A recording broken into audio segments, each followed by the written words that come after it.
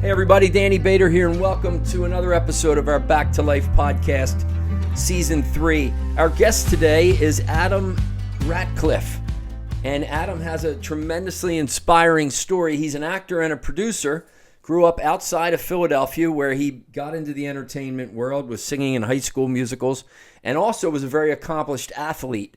He'll talk about his struggles with alcohol and how he committed to his sobriety at 21 years of age. And he's now in his 40s and has been sober the whole time.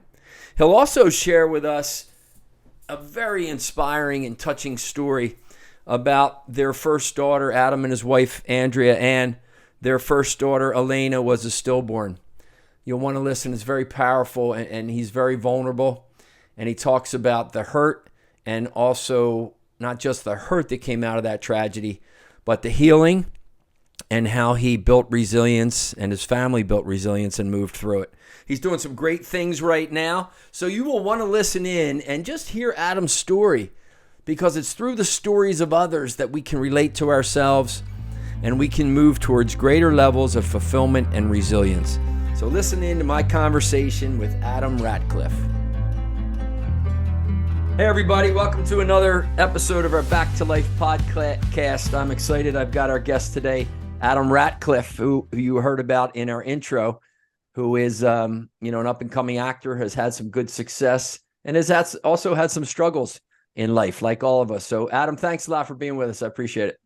Thank you, Danny, for having me. Appreciate you. My pleasure. So what are you up to right now? Tell everybody a little bit about you. And I grew up not far apart, outside of Philadelphia, and then you got into the entertainment world. How'd all that happen? Yeah, my grandfather was a singer, off-Broadway actor, my mother's father. And I was always like a real sensitive kid, one of four boys. And my mother was a singer as well. And I just kind of gravitated towards my grandfather, who, he knew old show tunes, and we would sit on the porch. He was kind of like a gypsy. His wife was Canada's top model at 18. So they were very entertainment centered, but like kind of dysfunctional.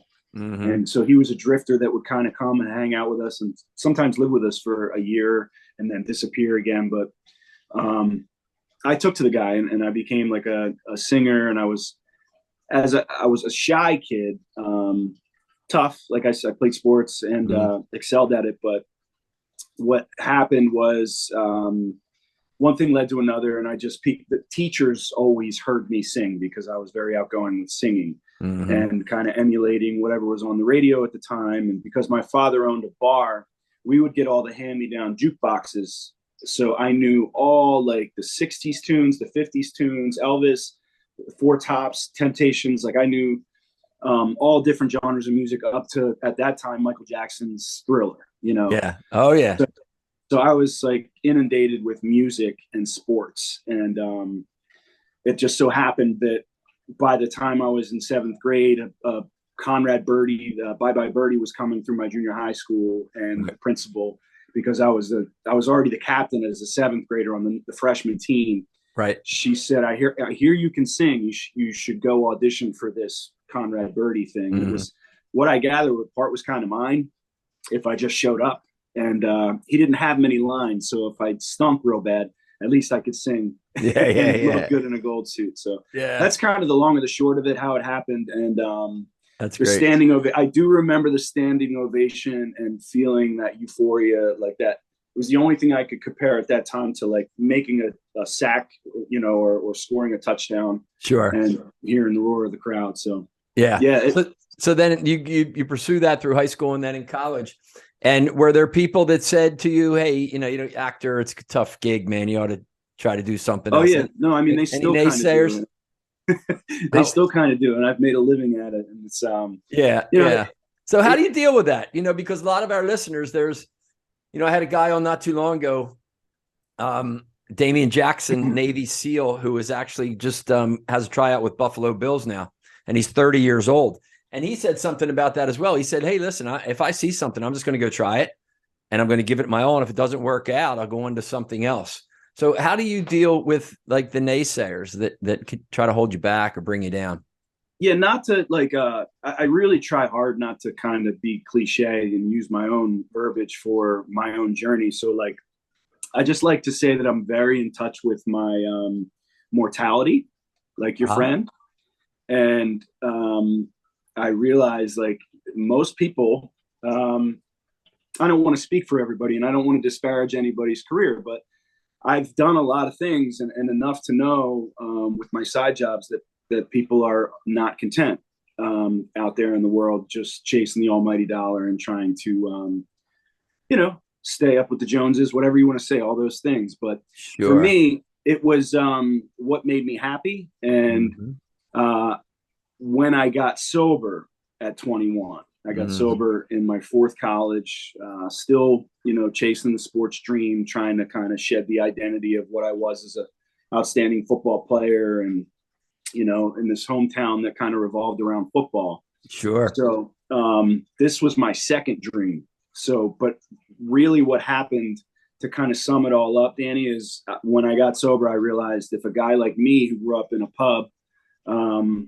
with people that kind of revolved around that industry that never leave can get sober at 21 in a rugby house at a university with like very, big party reputation. Yeah, there's a few barrels of beer around the rugby house up there. Yeah. And I was there, and like in the beginning, it came down to God, it came down to prayer, it came down to finally just surrendering and reading the literature.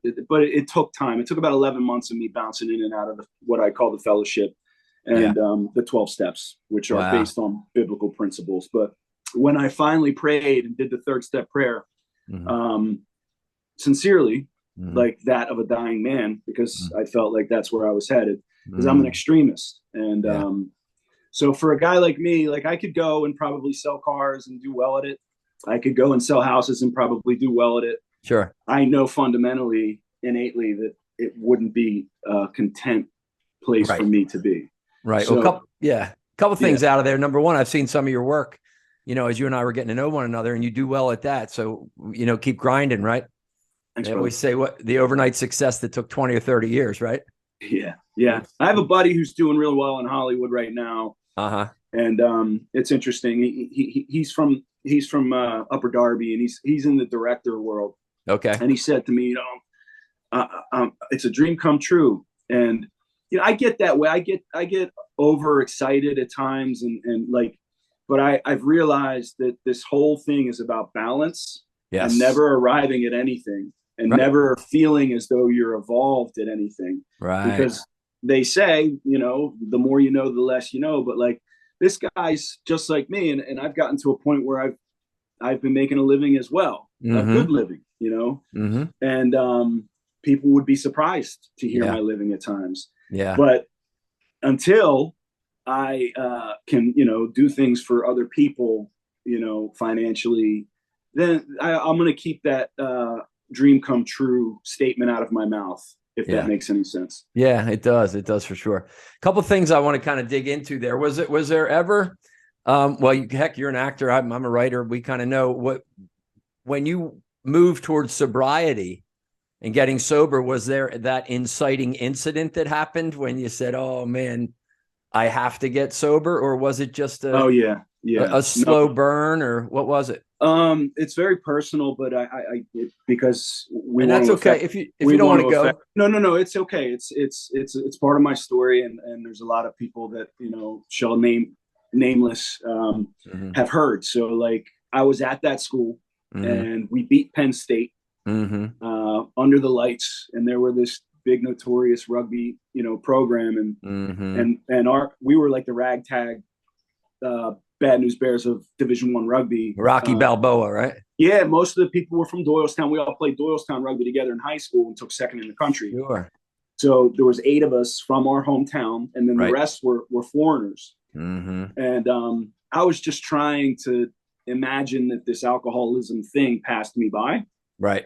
And it clearly wasn't, because the summer of my 21st year, I had to do a university withdrawal from that school because I did so poorly my first semester playing rugby, and it was my fourth college. So I'm still living in the dorms, and I played that game. I relapsed that night at Penn State. I woke up, a friend of mine was coming home. And when I came home, I went to my brother's house, who was 8 years sober at the time. My big brother, he's kind of like Stone Cold Steve Austin. He was on top of his game. And he said to me, he was tired of hearing phone calls from my mother, calling, crying that her fourth child was going to, take himself out 5 hours away, and there was nothing she could do about it. Yeah. And that's when it kind of hit me between the eyes, and they call it the spiritual awakening, or the enlightened, the moment of sanity, moment of clarity. Yeah. Right. And up until that point, it just wasn't, it wasn't tangible. It wasn't something that I was actually doing to myself. Right. But I was a blackout drinker. I would, do things, and I was a peaceful guy, but I was just very melancholy. Like, I'd wake up depressed. Yeah. Battled depression my whole life. So, the fun was gone. So that's when I started to, do the steps, man. Followed this guy around like a puppy dog out west in Pittsburgh, and I got it somehow. I've been sober 23 years. Right on. And this past year, I not only, acted for a living, I produced 2 films. I'm doing a documentary on Tom Sizemore, who just passed away. Right. Which is, it's a very bittersweet documentary, because we kind of knew it would get a lot of attention when he moved on, because it's hard to say this way without sounding crass, but it becomes more marketable when people know that a big star passed on. Sure. And I was friends with Tom. I tried. That's my ultimate goal, and what does fulfill me nowadays is trying to help other sick and suffering people. Yeah. It's good, bad, or indifferent, whether I'm living, 30 grand a year or 6 figures. Like, I just want to help people, Yeah. So I get it. And I teach an acting class. So I at this point, I studied with Vincent D'Onofrio in New York City for 4 years. And I was very lucky. That was the other amazing sober thing that had happened for me, because I met a guy in the program whose daughter was on Broadway. And up until that point, I was interning at NBC 10 in Philly. Yep. As a sports department guy. I was logging highlights for the Phillies and the Eagles. And when I met this guy, he said, "Why don't you jump into this class with me in New York City?" And lo and behold, Vincent D'Onofrio from Law and Order: Criminal Intent. He was Kingpin or on well, anyway, he was in Jurassic Park, Jurassic World. Yeah, lots of success. Gomer Pyle in Full Metal Jacket. I don't know if you're an 80s guy, right? Yeah. I'll be 60 soon. So yeah, coming up. Yeah, man. So he's been around a long, long time. And he kind of broke me down from being a theater actor to being a film and television actor, which is, Adam, you look like somebody that can tackle.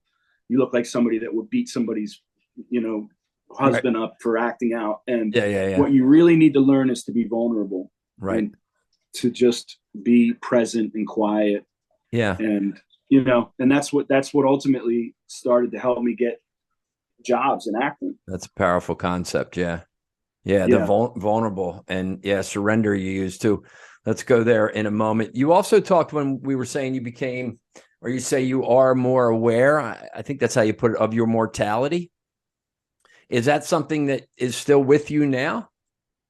Yeah, no, it's 100% with me. And the way that I deal with things ultimately, especially if I feel bogged down, jumbled up with emotions, anxiety, stress of the world, things are really good for me right now. So great. The only stresses I'm having is kind of all the irons in the fires, that like, how am I going to manipulate it to continue down the road to success?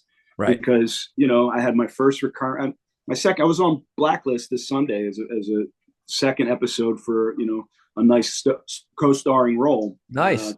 What they call a guest star. Yeah. And, but before that, COVID was very good to me. I was doing the bubble, living in a hotel. I did 4 episodes on a show called Invasion, right? $200 million series. Great. But with that comes stress that I wasn't keen to, which was, how do I keep it going? Yeah. And that's where the teaching kind of comes in, because like the more you give, the more you get. And so ultimately, like, I know that I'm on borrowed time because I've touched death very closely since I was 12 years old. That grandfather that I told you about, he died in a detox, and Mm-hmm. I was 12, and then, you know, the loss of a child. So it kind of puts things in perspective. The more tragedy and the more, Yeah. it sounds morbid, but it's true. Like, the more you go through Yeah. in life, the less fearful you become of, you know, a casting director who's 24 per se, or standing on a set with Jake Gyllenhaal and trying to impress anybody, you know? Right.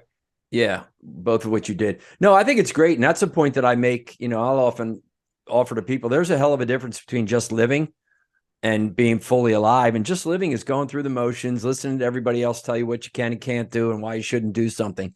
And being fully alive, as you said, is hey, I'm not here forever.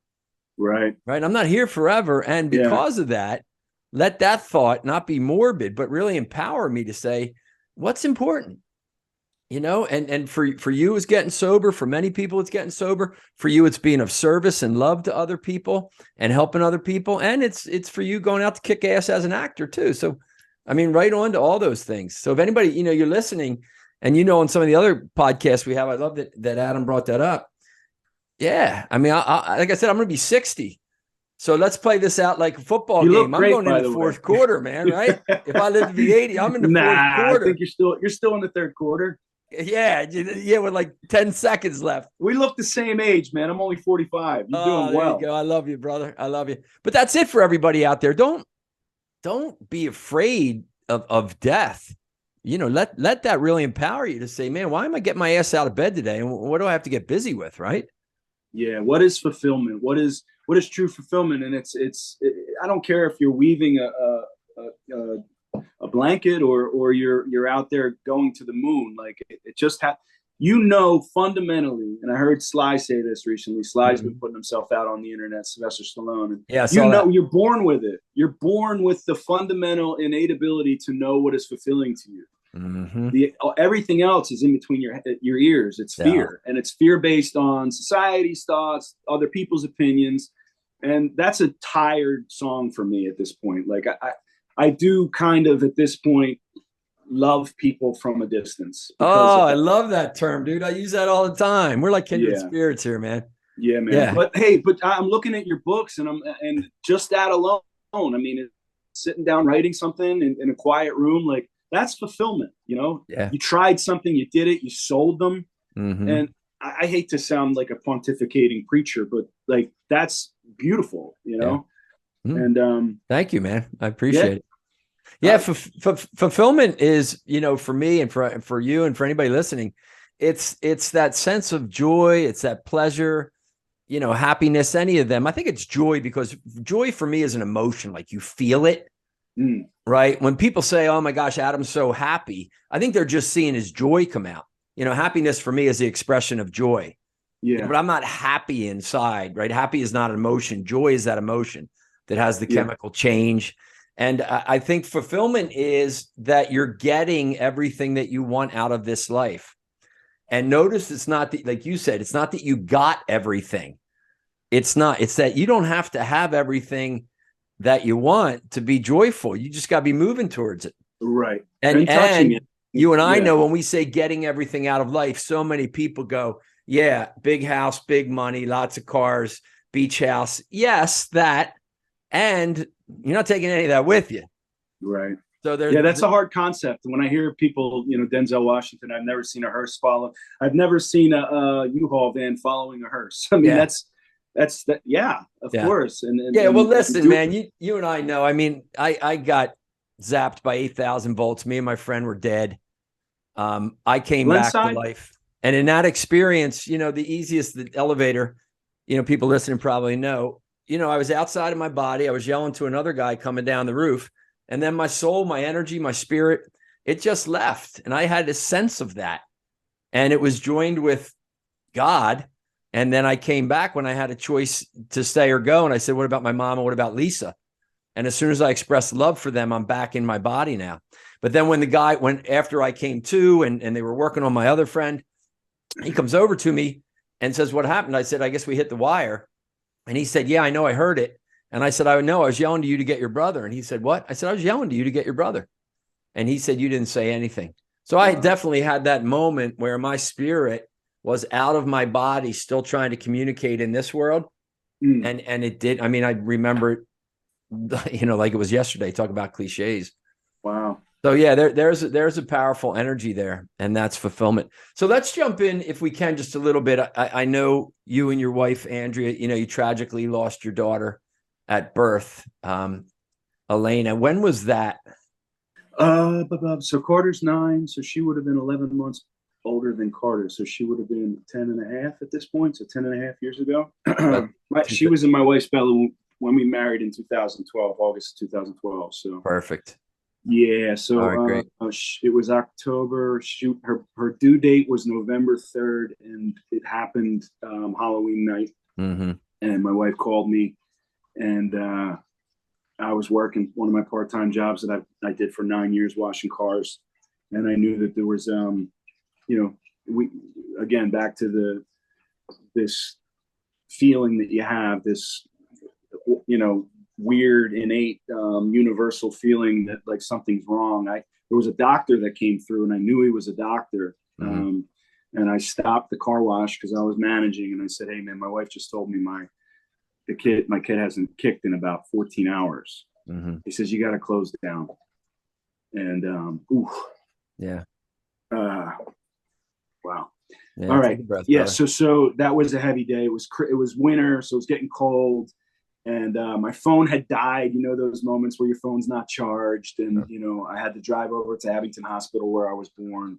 So I wasn't able to call anybody. I didn't have a phone charger for my car at the time. Things weren't as good as they are now. Let's just put it that way. We were just getting started. Right. Yeah. And, and the look I'll never forget the long walk down the corridor to the last, room on the hall. Babies are being born. You could hear babies crying. And I knew where I was headed because of the look on the nurse's face. Cause I just study people, and I can feel what's going on generally, most of the time, not all the time, but yeah. So when I opened the door and I saw my mother-in-law and my wife, there with the red faces, and I think the whole hospital heard me at that point because I knew what happened. So she was tangled up, and we spent time with her, and it was a very weird and alien experience because. As painful as it was to say goodbye to her, I feel now a connection to some other world that you probably just discussed. Yes. There's something else because there's just no rhyme or reason other than and there's probably again, naysayers are everywhere in every aspect of society. So for me, it doesn't make any sense that there's not, and I do have a weird just a feeling that I will see her again. Good. Yeah. Took some time, but I'll bet. And all of a sudden I started landing acting jobs one after the other. Yeah, I want to hear about that because when I was looking into some of your work, you talk about you believe that angels are real. And before we get to that, I just want to acknowledge you for sharing that story. Yeah, no, that was the first time for the listeners. That's the first time I actually mentioned the day and the traveling to the hospital. And that part was because I had to stop and get gas. And it was just such a heavy, cold, weird day that changed my life forever. Yep, absolutely. So then you believe in angels, huh? And then your career started to take a turn. Yeah. As you moved through that. Yeah. Right. And I'm sure you and Andrea supported one another, and as you continue to. Yeah, she's like the strongest person that I've ever met. And obviously we lean on each other.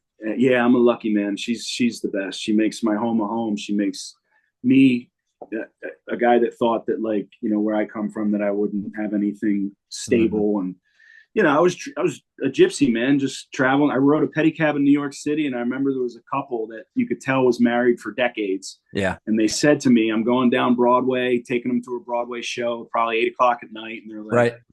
I said, you guys need to just look out, make sure that you got your eyes on, head on a swivel in this city, because it's not the safest late at night. Right. I was living in Harlem at the time. I used to run home.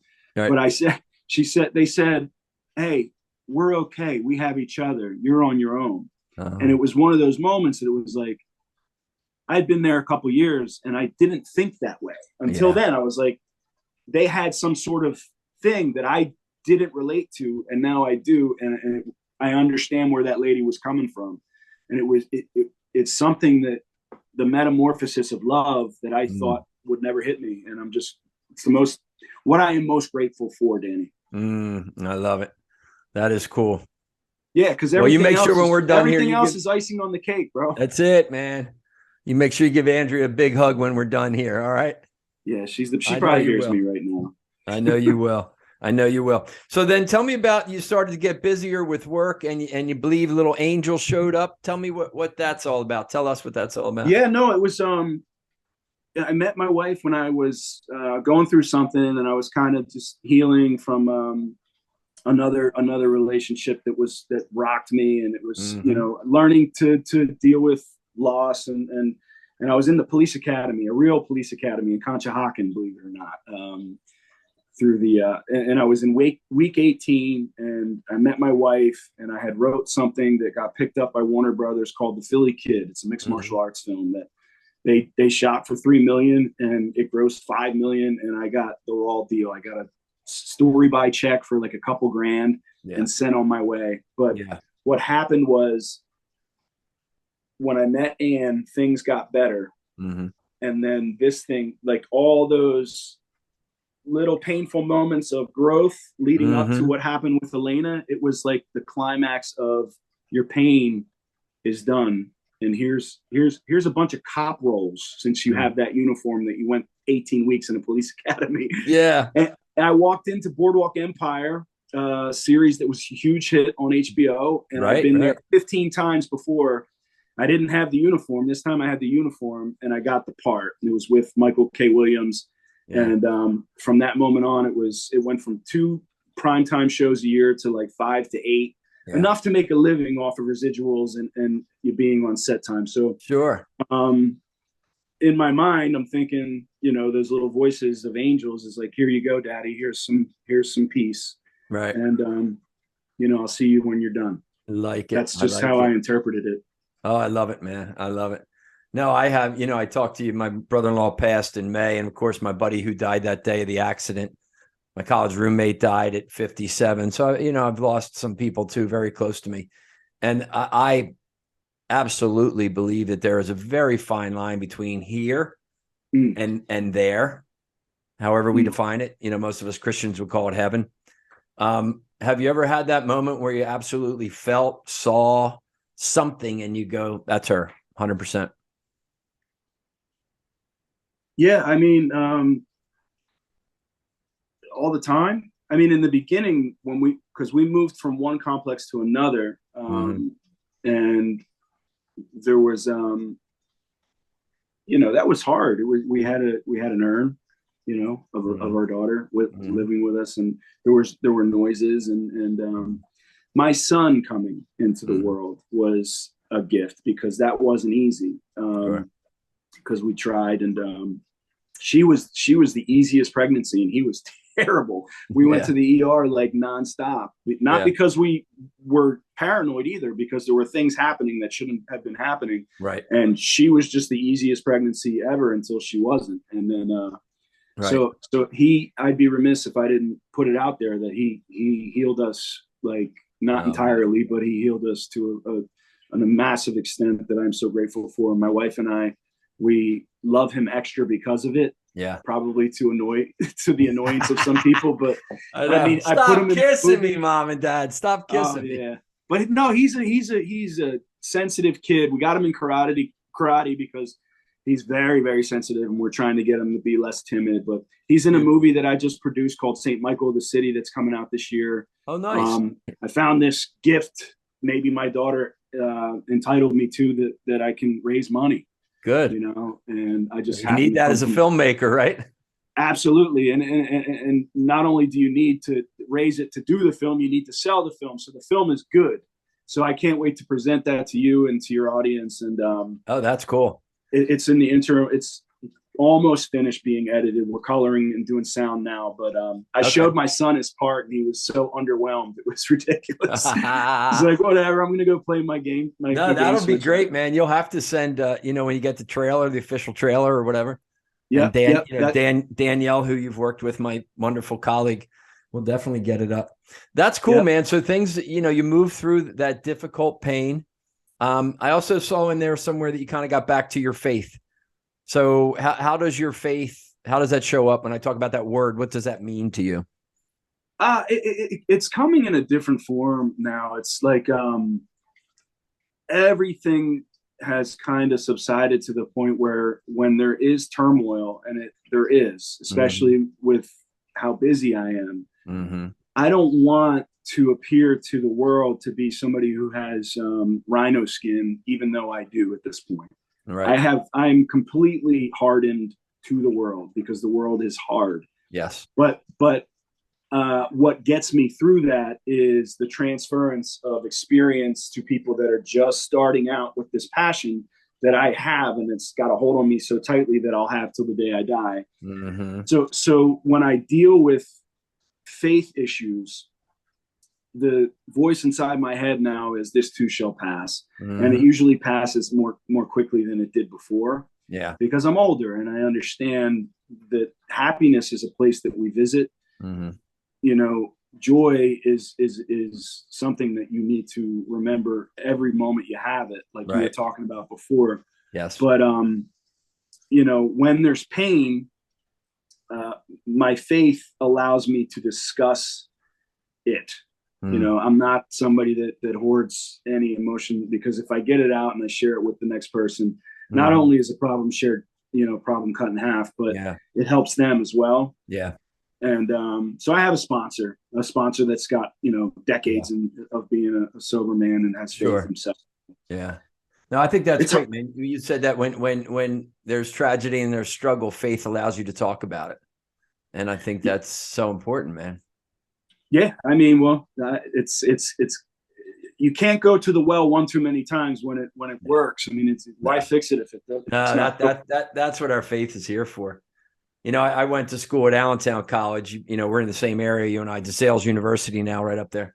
And St. Francis de Sales had a wonderful quote that said, be not anxious for tomorrow, for the same loving God who cared for you yesterday will care for you today and every day. And tomorrow, he will either shield you from suffering or give you the unfailing strength to bear it. And man, if I've thought of that or told that or wrote that once, I've wrote it thousands of times for people, And I have to say that, as eloquent and beautiful as that is, and it is 100% the truth, to the people listening, and I know that you probably have very decent human beings. Oh yeah. We're all searching, but the truth is you have to be doing the next right thing in order to have that gift of peace and contentment. Well said. If you're out there robbing, stealing, one-upping the next person to be superior, sure, the turmoil is not going to go away. So I was thinking to myself the other day, is like, I wasn't a bad person. I did a lot of stupid things. Yeah. In the past, and me too. Made stupid decisions, bro. And everybody does. Mine were I'm lucky to be here, So my son is seeing a very different version of a father. And that's the most blessed I feel to be here still. I think that's cool how you said, and you talk, I use a term called do the work, and I think we're talking about the same thing. Yes. That's what I'll offer to people. You have to do the work. You have to do the work. And the doing the work is applying the principles that you believe to be powerful. So is it the ability to have vision? Is it the ability to have good friends? Is the ability to believe in God? Ability to forgive yourself. You have to do the work. Yeah. You just can't, sit on your rest on your laurels feeling sorry for yourself. I tried that, man. Trust me. Yeah. Well, in the beginning, depending on where you're coming from, and again, I'm not assuming anybody is a criminal out there, but if you're coming in from the world and you're trying to learn a different way of living, usually you have to do the opposite of what your initial instinct tells you to do in order to get the things that because it's hard. The work is hard. It's meant to be uncomfortable. Any successful person will tell you success is not comfortable. It's going through the pains of learning to be uncomfortable. Right. And I think when you say, when we talk about success, we would define it at, oftentimes the world success is all measured by that money, accomplishment, Academy Award or whatever, versus how am I? I always say it's not who you are, right? It's how. So if you take the word who, right? WHO, I say take the W and drop it back to the back of the word now. It's not who, it's how. Right. How are you showing up? How would people describe you? I've never thought about it more clearly than I do now. It's people they won't remember. They will remember how you made them feel at all times. Right on. That is. And good. Sometimes it gets confusing. Relationships are confusing. Sometimes you don't have to clean your side of the street when other people think that you do. Yeah, right. You got to pick your battles. I mean, there's sometimes where it's like very confusing. I wasn't in the wrong. Hey, if you get to the point where you're saying sorry to everybody, then you're just a people pleaser, and there's not contentment in that either. No. And I love where you said love people from a distance too. There's That's just some people that they're not going to have the energy that you need from them, and there's no judgment. You just go, hey, I love you, and I'm gonna love you from a distance. Oh man, no. I've become more of a just to be clear, I've become more of a centered, moderate thinker, because I can see where extremes take people, and it's not a good spot. Yeah, I agree. Either side, right? Either side of that extremity. Right. So tell us a little bit, what you're up to. I mean, this has been great. Again, I acknowledge you for your journey. I'm trying to lose weight. I turned 45 this year. My wife and I just did spin class this week. We're doing it again on Thursday. Right on. I always know that I'm losing weight when I got the neck muscles coming back in. There you go. And the camera catches all that, right, brother? Doesn't lie, right? I'm a guy that can gain 40 and lose 40. So I have a bigger agency now, and they said something pretty interesting to me. I said, I can't promise you I'm not going to gain 40 pounds in the next 2 years. Yeah. Because I gain it and lose it, and I don't even notice, because I'm this mesomorph build. And they said, as long as you're happy, and as long as you're showing up happy in your scenes and being present. It's I love it. Yeah. That makes a whole hell of a lot of sense. I'm losing my hair, so I'll probably wind up bicking that in the next couple of years. Maybe play a criminal as opposed to a cop. So where can people go? I got one question for you after this, but right now, where can people go find out more about you? Kind of look at some of your work. Where's the best place? It's not updated, but AdamRatcliffe.net. I hold acting classes. I have an advanced acting class that I do, and it's all about speaking your own voice, being centered, you and the character circumstances, as opposed to playing at something. Sure. Which is the best actor. That's why everybody says Jack Nicholson always plays Jack Nicholson, but he's a big blockbuster because of that, right? That's right. So I learned that. It took me years, but I am a TV actor at this point that just started to produce films, and I know that the 2 films that I have are very viable, marketable projects. The New York Times called because of the passing of Tom Sizemore and asked my partner about the documentary I'm doing called Saving Sizemore, which is beyond my wildest dreams. And we have, we're telling the yin and the yang of addiction with this man, but he was a brilliant human being. He did a lot of silly things and made a lot of poor decisions, but some of them very addiction based, and I think it could help a lot of people who seek out that type of success. I'm sure it will. I'm sure. When will that be out? We have a celebration of life for him in Hollywood. Again, all the people that we wanted to interview in the very beginning of this process when Tom was still here, they're all calling now. The Michael Manns, Josh Silver, who wrote Joker, was a good friend that Tom helped get through UCLA film school. I mean, he was a very giving person in spite of his addiction. But so probably the next 6 months will be ready for delivery. Good. It's taken 3 years, and I'm learning. I've talked to a lot of Philadelphia journalists, Emmy award-winning NBC 10 because of my history there. But they all said to me, "Man, kudos to you. You're going to get flack from people who don't really understand." I tried to help Tom. That's really my biggest message. Journalism is hard, and it is a part of communications, media, the whole thing. And just to tell the story objectively, again, we're talking about pain and what we can bring out of it so other people can learn from it. So next 6 months or so. But St. Michael of the City is the other one. A good friend of mine, Kevin Internato, very wonderful actor, successful screenwriter at this point. He just put out 3 films, and he pitched it to me because he saw what I was doing with the documentary, and we've been friends since 2011. And what's this film about? St. Michael of the City. St. Michael of the City is very in vein of The Town, like Ben Affleck. I grew up in a Trenton rundown.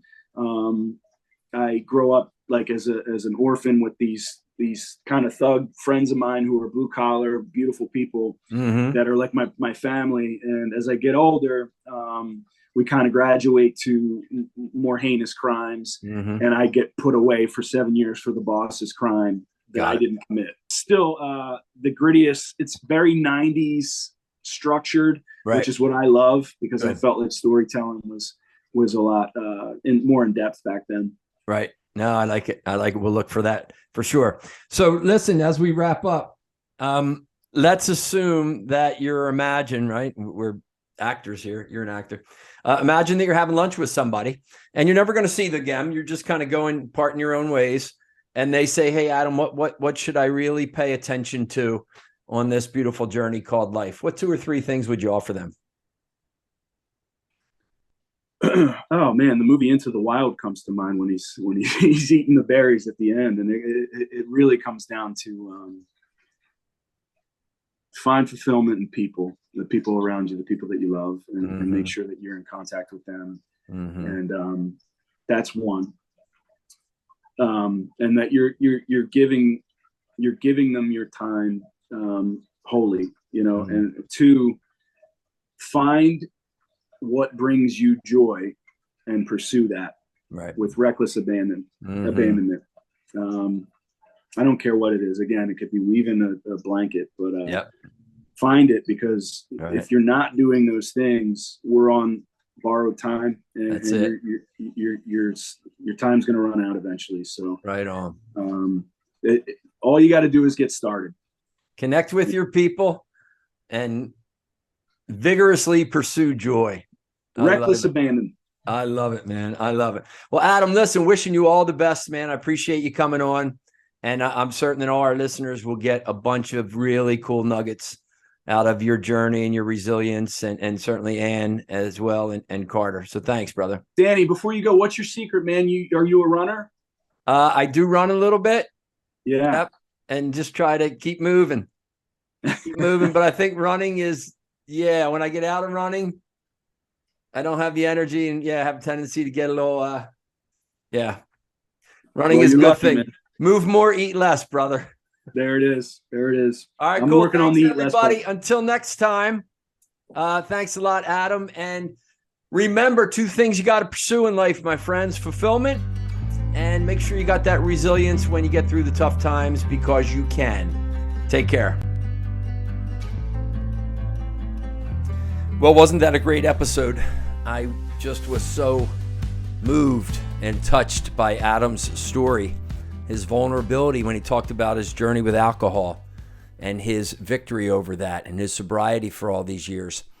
And when he shared the story about losing his first daughter, he and his wife's first daughter, Elena, as she entered this world as a stillborn. Very, very powerful. And it's just so cool to hear somebody in that industry, right? I mean, life is tough. All jobs are tough. And certainly you hear people in that world of entertainment.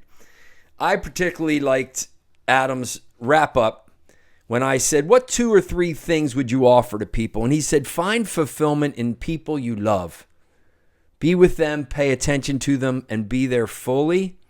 And then he said, find joy in what you do and pursue that with reckless abandonment. So until next time, my friends, take something away from our conversation, me and Adam, and think about where can you in your life go after something that maybe you're not going after right now. Where can you build more fulfillment in your life? And always make sure that you've got that resilience that energy of trust and the ability to move through the difficult times, because that is what you're here for. Peace.